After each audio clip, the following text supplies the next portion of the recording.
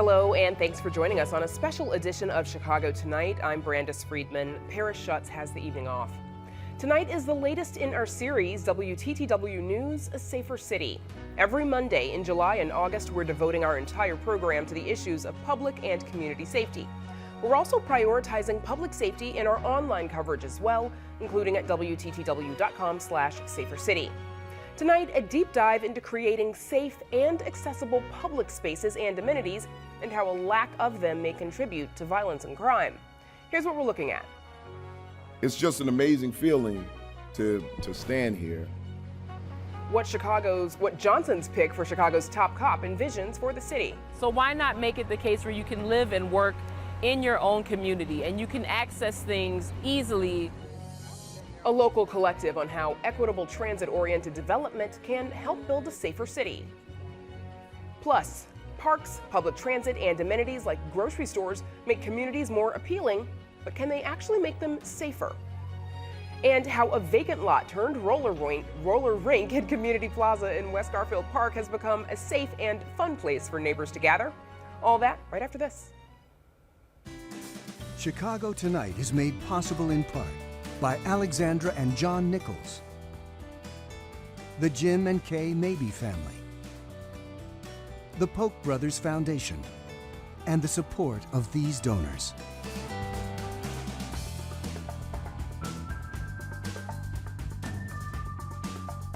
Chicago Tonight's coverage of public safety is supported by the Su Ling Jin Charitable Foundation Initiative for Reducing Violence in Chicago.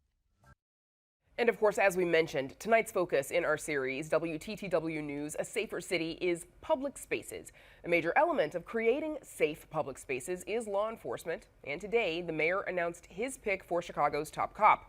Mayor Brandon Johnson introduced Chicago Police Department veteran Larry Snelling as a son of Englewood and as the clear choice to lead the scandal-plagued department. Today, a new chapter begins on this incredible journey to build a better, stronger, and safer Chicago.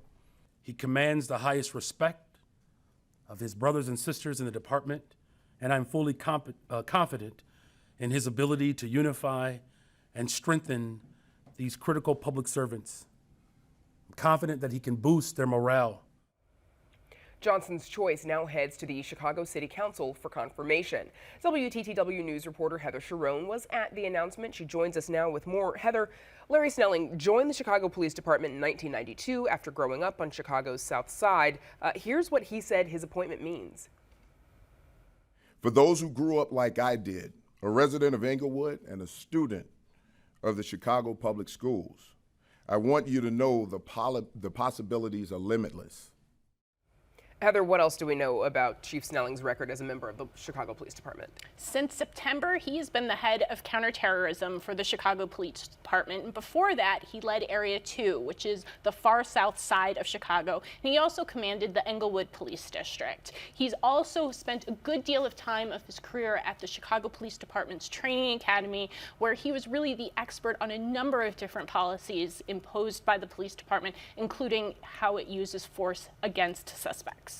You asked Snelling about his time at the Police Academy, which a 2017 investigation by the Department of Justice found produced graduates that were, quote, unprepared to police lawfully and effectively. How did he respond to that question? Well, he did not directly answer my question about whether that should give reform advocates pause about his commitment to ensuring that the police department fully implements those court-ordered reforms that were prompted by the police murder of Laquan McDonald. However, he did say that he was committed to robust training that didn't just check the box to comply with the court order, but to actually sort of truly get to the root of preparing officers to police. That is going to be a question that comes up in the confirmation process. So then what are his priorities? Well, he said that his first priority was officer training and officer wellness. He said several times that he understood what the toll of being a Chicago police officer was like and what toll it could take to have your days off canceled. And it was clear that Mayor Johnson chose him in part to sort of restore the morale of the Chicago Police Department, which, as we've reported, has been low for quite some time. So Mayor Johnson promised during the campaign to take a more holistic approach to crime fighting by focusing on the root causes of crime. Is Snelling on board with that? He said he was. He said he agreed with the mayor that the community and the police department are not two separate institutions, but that they should work together. However, he was somebody who defended the use of the city's ShotSpotter technology gunshot detection system. Johnson has promised to end that contract, and he also wasn't seeming perfectly committed to sort of the notion of sending social workers and counselors to respond to 911 calls for help from people experiencing mental health crises. It'll be interesting to see how the two of them align there down the road. What is next in the confirmation process? Well, first, the Community Commission for Public Safety and Accountability, which selected Snelling as a finalist, will hold a public hearing. Then it will go to the City Council for confirmation, who will decide whether he will be the city's 64th police superintendent. Okay, Heather Sharon will be following it all for us. Thanks as always, Heather. Thanks, Brandis. And you can read Heather's full story on our website. It's all at WTTW.com/news.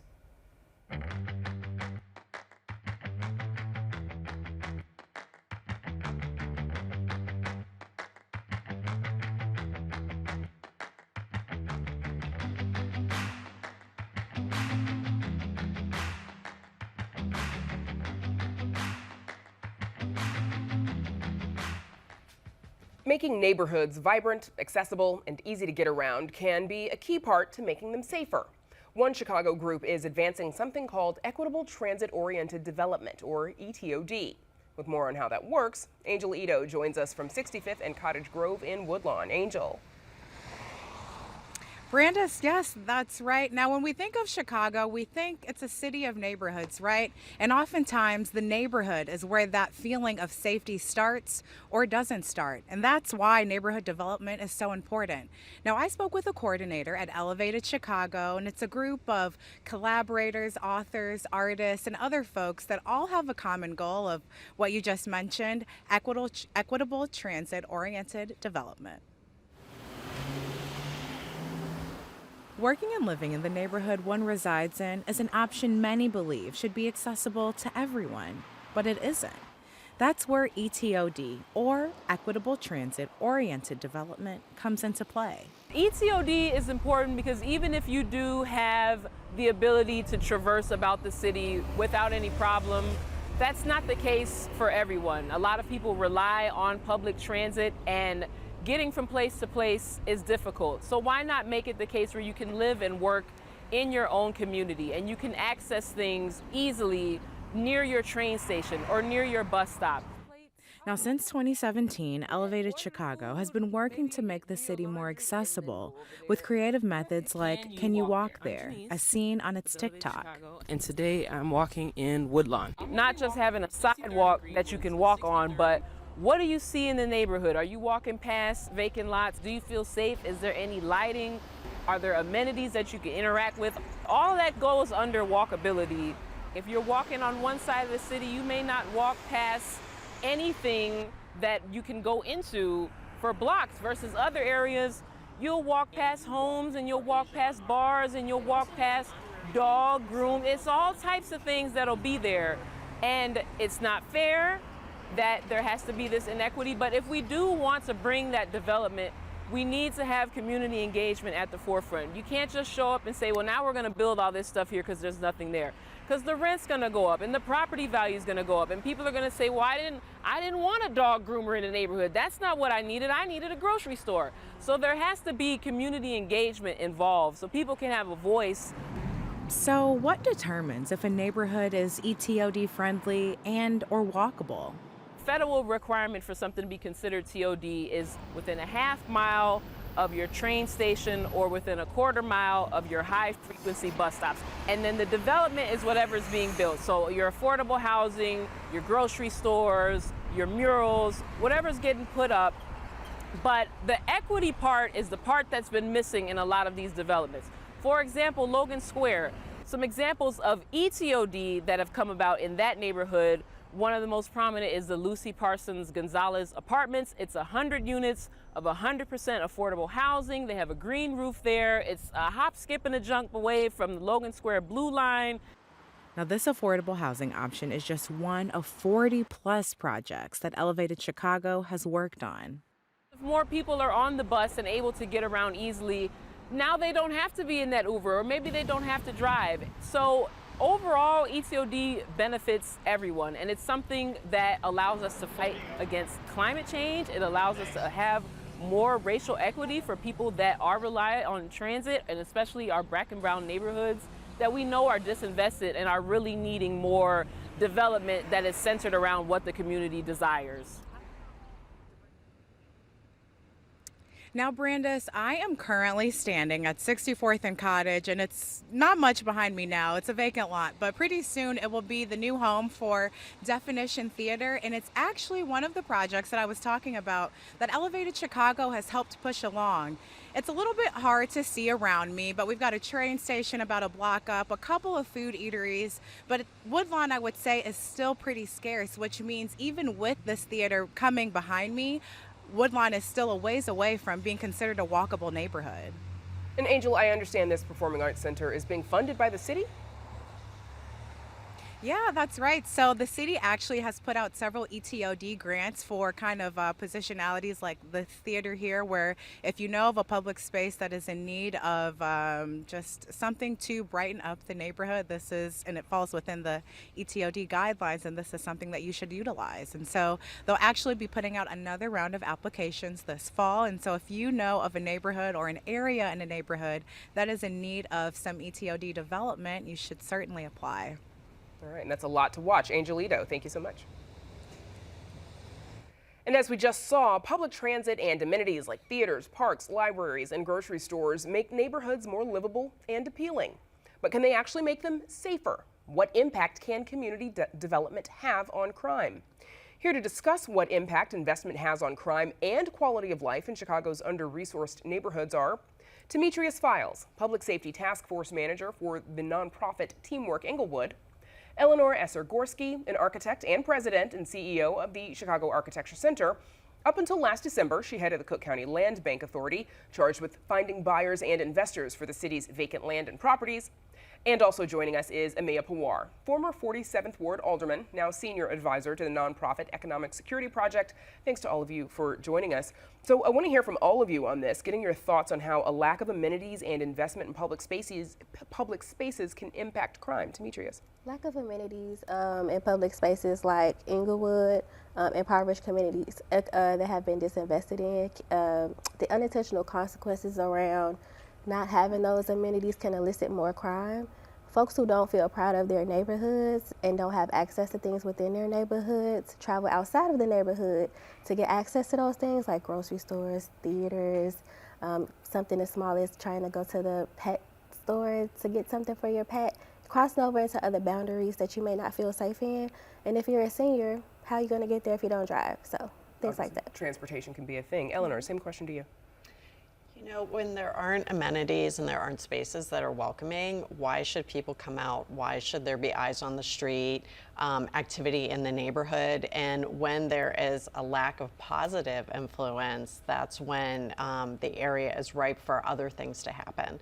And I was recently on a task force to look at State Street, and we actually see that type of activity happening downtown now, with the lack of activity in the downtown area in terms of retail and programming.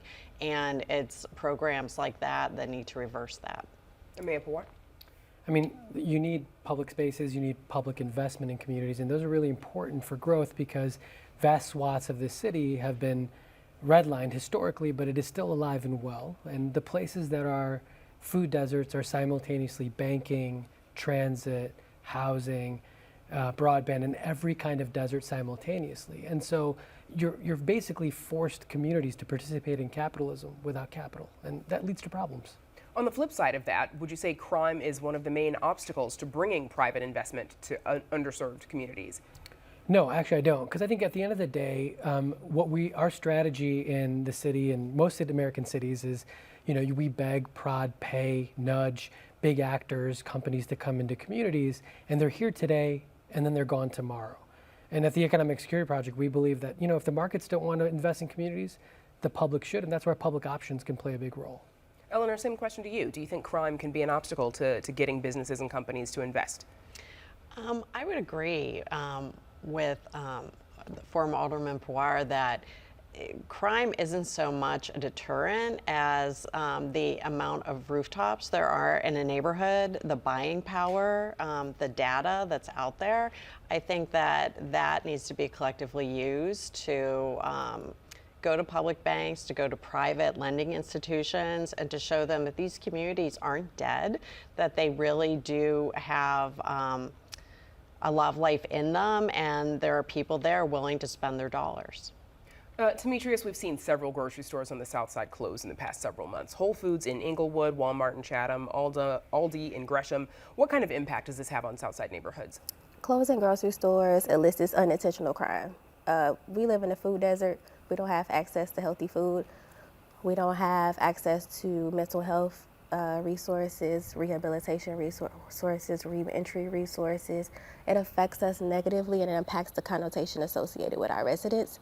And it discourages residents from planting their roots in Inglewood, hence the black flight out of Inglewood and out of Southside Chicago communities to the suburbs or even other states. Amaya, you've advocated for government actually owning and running grocery stores in underinvested communities. Lay out your argument. How would that work? Well, I mean, look, I voted for the Whole Foods, the TIF subsidy for the Whole Foods in Inglewood. And at the time, the CEO cared about food deserts. Shortly after we incentivized Whole Foods, Amazon bought Whole Foods, and that CEO was out, and so was a strategy around food deserts. So my point is we have entire communities that have been written off by the capital markets and market actors. And the argument for public grocery stores is that there are 8 states that operate liquor stores. There are 2 cities, that Baldwin, Florida, and Erie, Kansas, that when their grocery store closed, they decided to take over because what they realized is, look, we don't know anything about grocery stores, but it's also not okay for people to have no access to fresh food, so they figured it out. We need cities to be entrepreneurial and have public options for everything where the markets don't fit. Demetrius, what's your reaction to that? What do you think? Should the government step in where private has failed? I would say that the best option would be for the government to do some community engagement and maybe some civic education to residents on the disinvestment that has occurred, and then maybe that'll deter some of the innate distrust that the residents have for the city government and other governments. I think with that investment following continued partnership with organizations that have already been established in those communities on opening stores would be the best plan of action. Do you think residents could be distrustful of the city and a city-operated store? Absolutely. That's why partnerships with organizations who actually have already established that trust with residents is important. Eleanor, you were the former head of the Cook County Land Bank, which acquires vacant, abandoned, foreclosed, tax delinquent properties, offering them for sale, of course, the goal being to promote economic development. What are your thoughts on the government using vacant lands for public spaces and amenities? Well, you know, vacant land is owned by a bunch of different entities. It's the Cook County Land Bank, the City of Chicago, and the majority of it is actually owned by private individuals. And I think the first step is identifying who owns each of these parcels and then coming up with a comprehensive plan of how to assemble these and working with community, determine, is it public space? Is it something that the community needs to invest in a cooperative? Does it become a grocery store? But I think the first step that government can do is make the land accessible. Demetrius, you mentioned black flight. Chicago's been losing black residents for decades. 2020 census showed that the number of black Chicagoans is now at its lowest since the 1950s. How have a lack of amenities and investment in public spaces sort of played into blacks leaving the city of Chicago? So earlier I mentioned the connotation of communities like Inglewood who've been disinvested in. The negative connotation associated with your home can have an impact on how you feel in your home. And a lot of us are just uprooting and leaving and going to other places where we feel that investment is occurring. And instead of folks being, advocating for better quality of life, they're leaving and going to other places that's already been established. So that's something that we strive to do at Teamwork Inglewood. We focus on the Inglewood Quality of Life Initiative, and through that pillar of public safety, health and wellness, jobs, economic development, workforce development, we focus in on the better quality of life. And the people who are leaving, of course, those are the folks who can afford to leave, right? Absolutely. What of the folks who are left behind, Amaya, like the folks who are not able to leave? I mean, again, this is where, if you look at communities that have succeeded historically, it's where there has been a systematic investment, whether through bank loans or through public investment. And when those things are denied, right, if you can't pick up and leave to greener pastures, you're left with not only the systemic disinvestment, but the cumulative impacts of all of that.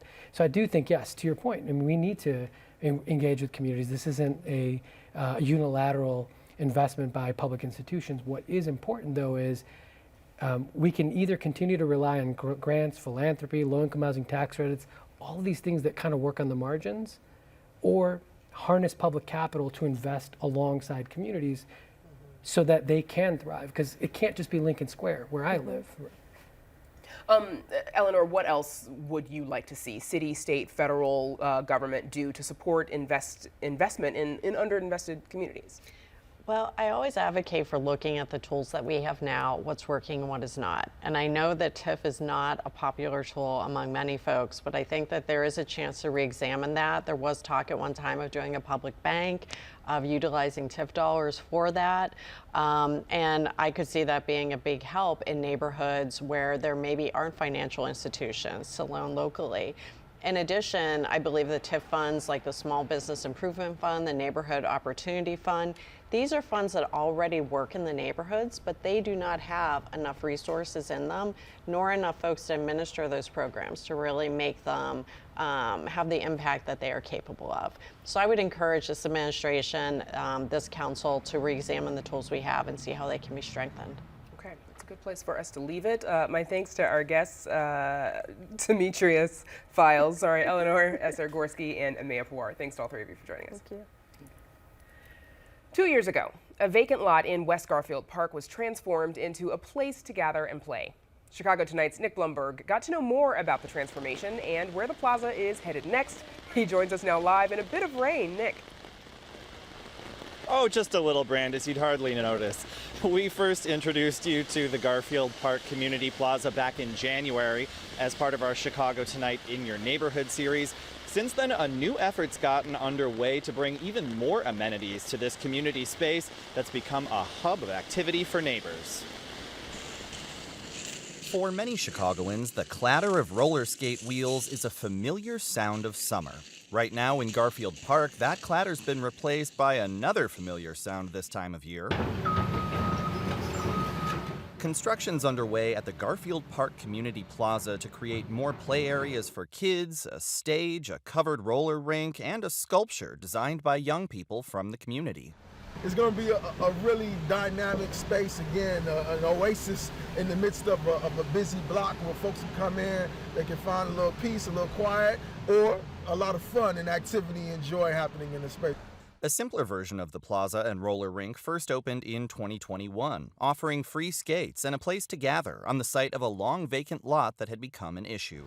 Abandoned cars, drug users, drug needles on a busy street that has all types of activities going on in it as well. Studies have shown reclaiming vacant lots like this don't just create a fun space for neighbors to gather and play, it also makes communities safer and healthier, especially when it comes with increased attention to the site.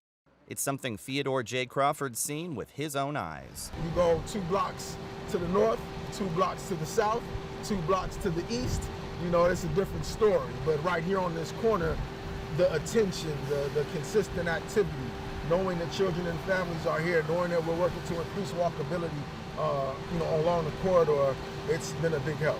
Crawford says investing in the physical space on this block shows residents it's a place they can grow and thrive. But he also knows that more investment can mean gentrification and displacement of longtime residents. We want to make sure that as we seek justice, there's balanced development so that those who have weathered the storm for all these years are also going to be here while the sun shines.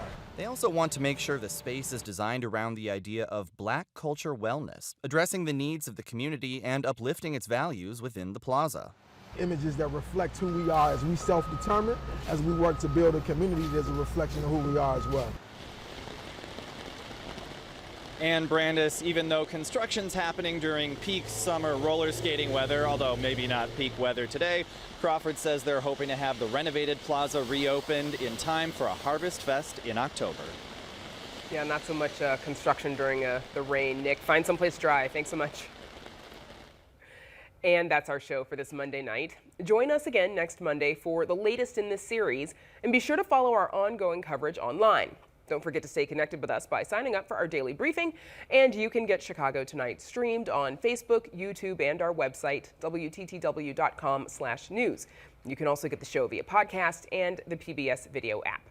And join us tomorrow night at 5:30 and 10. Members of the Community Commission for Public Safety and Accountability talk about the selection of Larry Snelling to be Chicago's new police chief. Plus, mystical paintings with a side of surrealism by a Spanish painter whose work is little known in the U.S. Now, for all of us here at Chicago Tonight, I'm Brandis Friedman. Thank you for watching. Stay healthy and safe, and have a good night.